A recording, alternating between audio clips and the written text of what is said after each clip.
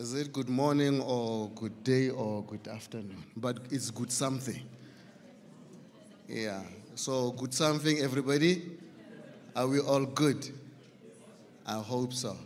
Um, I was called to actually come and talk about harnessing the 4IR for Africa digital and economic advancement.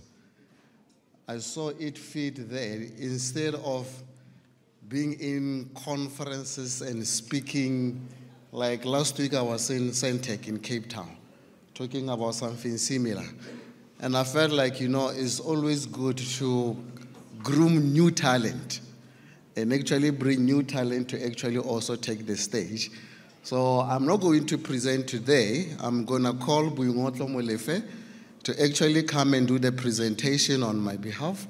He is one of the upcoming, he runs a Cisco Edge Center in Mafikeng as part of the Mafikeng Digital Innovation Hub.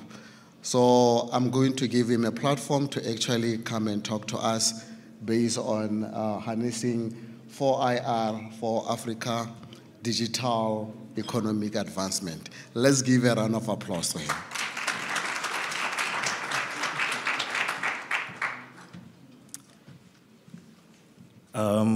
Good day, everyone.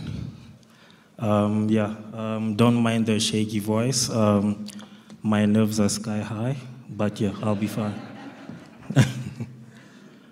So, as Mr. Ndaba just elaborated now, I run a Cisco Edge Center. How the partnership came about between the hub and Cisco was that most of the SMMEs in the ICT space in the Northwest mainly, they would be subjected to your government contracts and the likes. So as soon as the contract ends, they either jump ship, some they just plunge. And Cisco saw fit that we should have SMMEs that are based in the Northwest that have the ecosystem, the support ecosystem that they would need from the OEM and also an incubation space of sorts. So essentially, as some of you may be familiar with the concept of edge centers, they are incubation spaces, acceleration spaces for up-and-coming SMMEs within the ICT services space, while we as the Innovation Hub, we mainly focus on core innovation projects that may take longer than anticipated periods to hit market validation. So with this one in the Cisco Edge Center, we mainly wanted to accelerate the awareness or the adoption of 4IR and how it can improve operationally and also personally on the domestic side of things, but also our main focus is on the industrial sector within the Northwest Province. As we know, the province is mainly, our primary economic indicators are in the agricultural space, mining and the like. So that's our key focal point on that. We want to preach 4IR technology with Cisco enabling us on that journey as well. Mr. Ndaba has been a key advocate for the Northwest Province and how all of these OEMs, they would rather focus on the metros instead of challenging themselves to go deep into the rural provinces. As soon as you mention Northwest, everyone thinks of mining. So we wanted to expose these OEMs, such as Cisco, to other sectors within the province and how they can just reap value out of these explorations and out of challenging themselves. So that's essentially what the initiative is all about. So economic growth, the boosting of productivity, as well as producing a skilled workforce. Not so long ago, we launched a program partnering with the African Union, where we would be training total of 50 students across the province in different skill sets within the 4IR vertical, 4IR verticals, AI, the Internet of Things, your software solutions architects, all of these best practices, your security clusters and all of that. We just wanted to emphasize that we are taking we are initiating the step in terms of facilitating the adoption of these technologies. Because at the end of the day, for us as the hub, we also have to engage with external stakeholders, and they'll be the ones who will be able to enable our just to showcase how we can implement these strategies to assist their ongoing operations, in different sectors, industrial or your government institutions or in the residential market. So with this program, we just want to equip these students and to kind of showcase to, our gatekeepers in the province that we have produced X amount of students who are more than capable to engage in any sector given, because we are exposing them to multiple use cases in different sectors. So with this program, there's a lot of confidence from ourselves and our OEM partners that the adoption of 4IR technologies will indeed come into fruition. So this is just, in a nutshell, economic growth, job creation, and also the improved quality of life. One of the use cases we expose them to is the facilitation of your telemedicine. That's one of the major pain points that we have at the province within the healthcare sector, the services. So should I?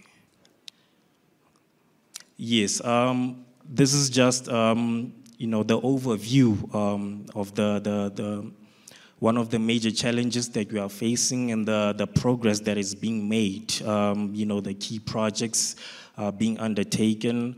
Your undersea cabling, your data center, rapid development of data centers within the continent.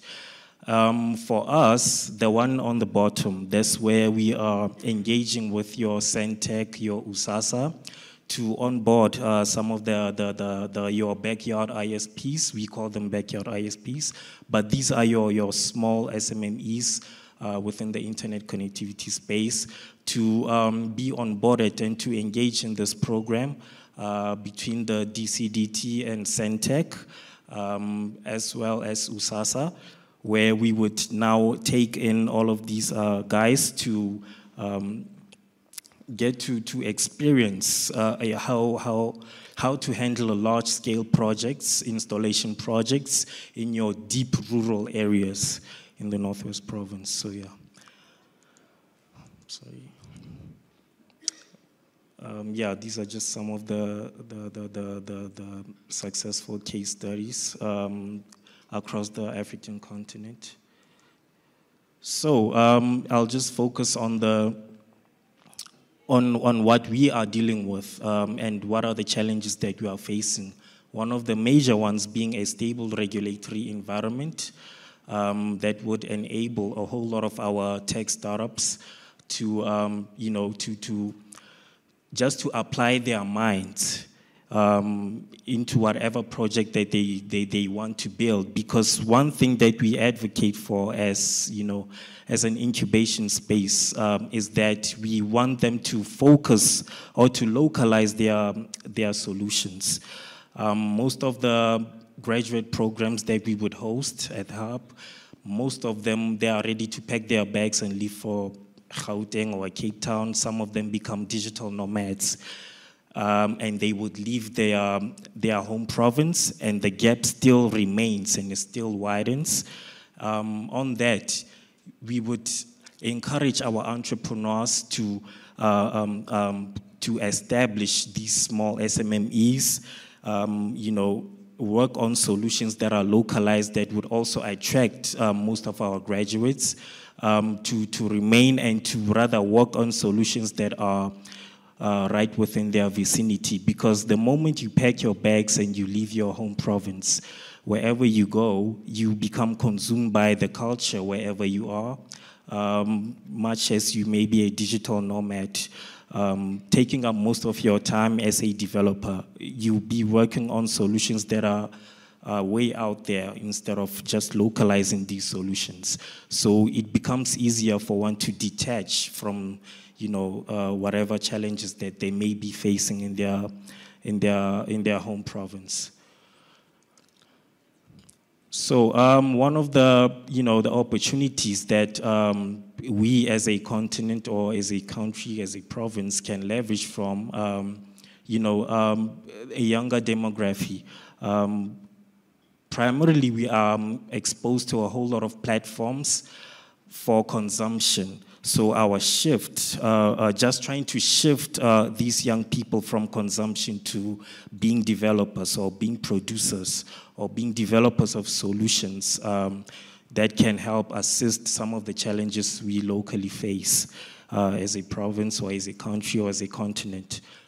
Some of them, your improved service delivery, also having in this summit, we are surrounded by our global partners who are here to enable some of our local entrepreneurs to help build and scale some of their projects that they have in mind, to help assist our continent in developing localized solutions for local challenges or local issues.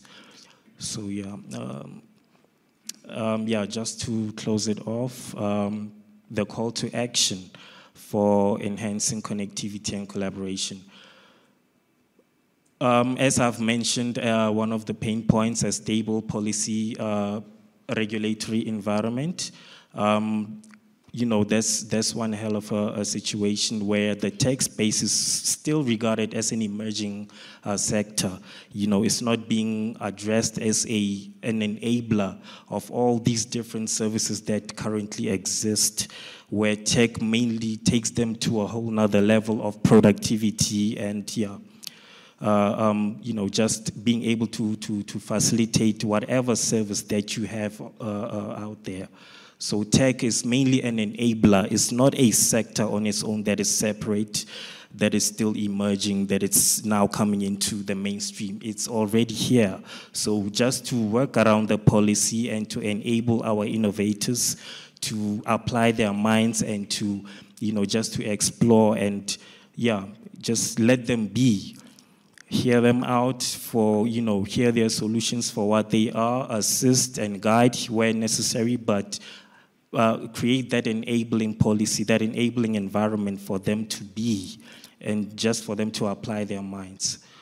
I believe for the most part, I might have covered them all. Oh, there's on vocational training. There's another initiative that we are still negotiating with Ellen Gray Philanthropies.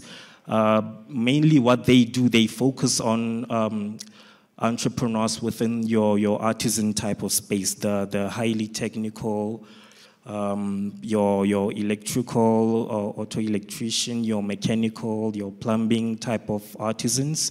So our initiative was to, collaborate with them on while these entrepreneurs are being exposed to the entrepreneurial side of their respective trades. We wanted to also expose them to the future of their work, the future of their occupations, and how they should not be left behind in whatever space that they are exposed to.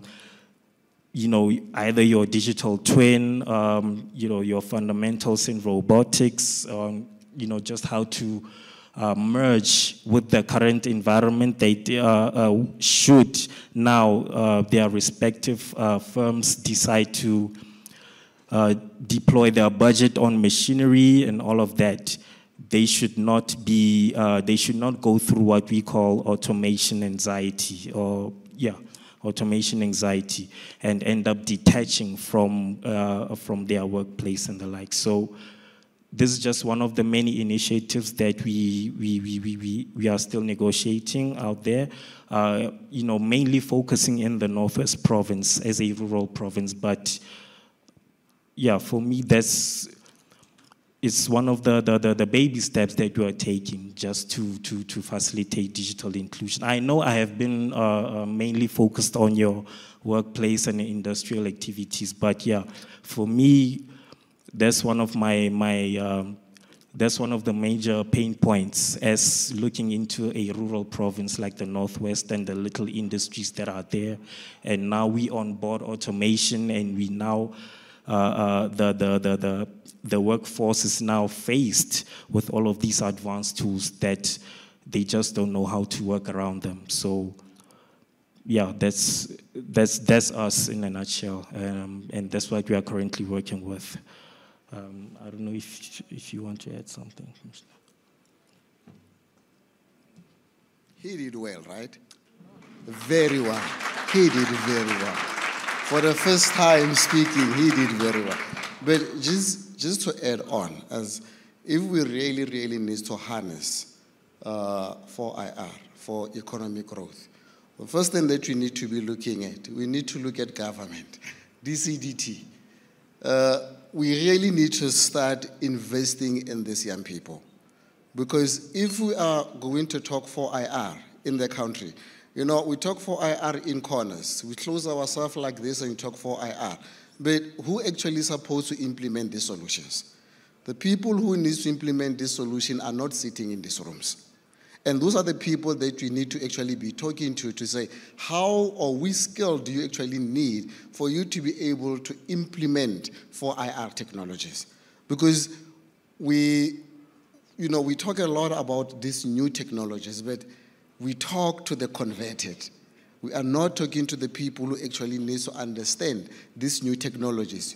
We are still going to have a problem whereby we have the people who understand all these new technologies, and we have those guys who doesn't know anything about these new technologies. So we really need to do more. As much as we are doing, we need to do more to make sure that we actually go to the ground, so as we can be able to, to harness for IR and then, develop the economy of the continent.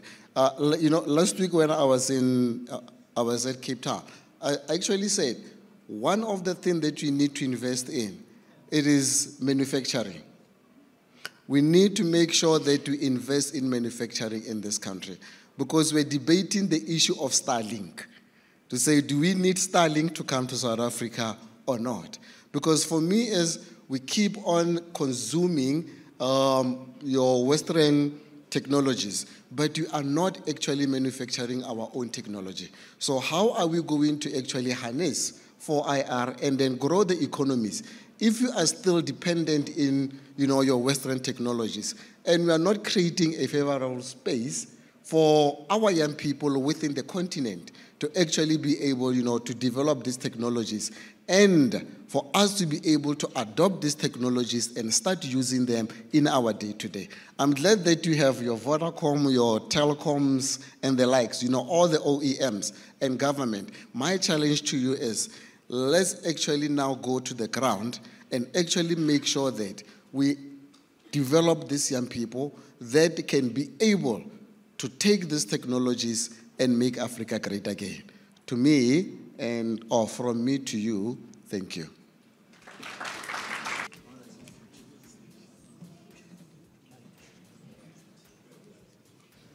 Thank you so much, Joseph, and thank you for this initiative. Please.